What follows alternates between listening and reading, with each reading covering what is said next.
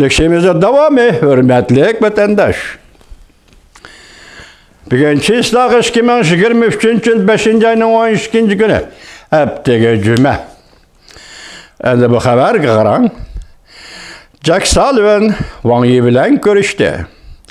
İki taraf o'rtasidagi aloqa munosabatlarini saqlab qolish qo'shildi. Mavzuli haber 5. ayının 12. günü Amerika va Xitoy tel programmasi e'lon qilindi. Xabar mundaq boshlandi. Washington davlat bexatarligi maslahatchisi Jack Sullivan Payshanba va juma kuni 5. ayının 10. kunidan 11. kunigacha Avstriyaning poytaxti Vino shahrida Jungo Kompartiya siyosiy byuroning a'zosi tashqi ishlar ishxonasi mudiri Wang Yi bilan suhbat o'tkazdi. İki nafar rahbar ikki taraf munosabati hamda Ukraina urushi qatorliq ikki taraf o'rtaq ko'ngil biladigan masalalar bo'yicha chunqur muhokama olib bordi. Avu avvalgi leksiya ko'rishish jarayoni vatandosh. Mavzuga diqqat qildingizmi? İki taraf aloqa munosabatlarini saqlaydigan bo'ldi degandagi leksiya. Takrorlangan bo'lsa kechiringlar vatandoshlar. Bundaq ko'rsatdi. İki taraf Amerika-Jungo munosabati xalqiliq masalalar va yer shari rayon xarakterlik masalalar to'g'risida, Rossiya-Ukraina urushi to'g'risida, shundaqla Tayvan bo'g'ozi qatorliq masalalar to'g'risida amaliy va qurilish xarakterlik muhokama olib bordi. Bayonotda mundaq ko'rsatildi. Ya'ni suhbatdan keyin e'lon qilingan Aqsaroyning bayonotida mundaq ko'rsatildi.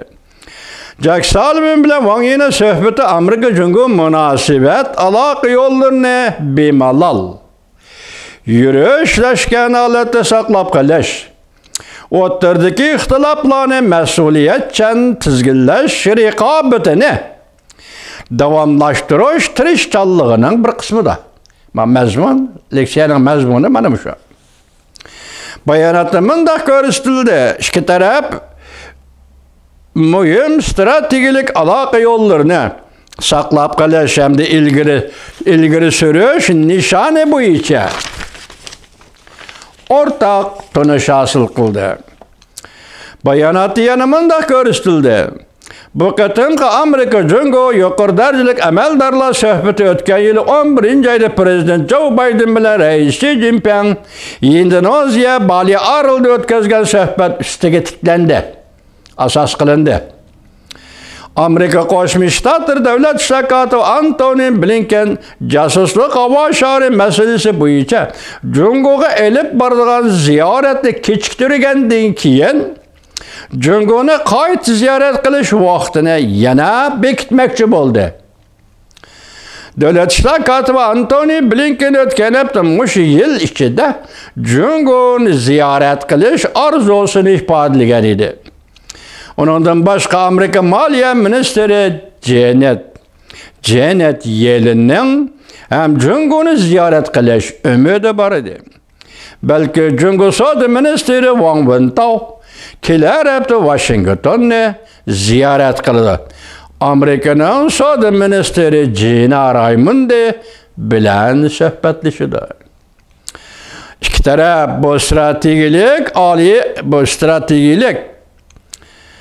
strategiya kechiringlar aloqa munosabat yo'lini davomli qo'llanishga qo'shildi deb ko'rsatdi Shinxuashi.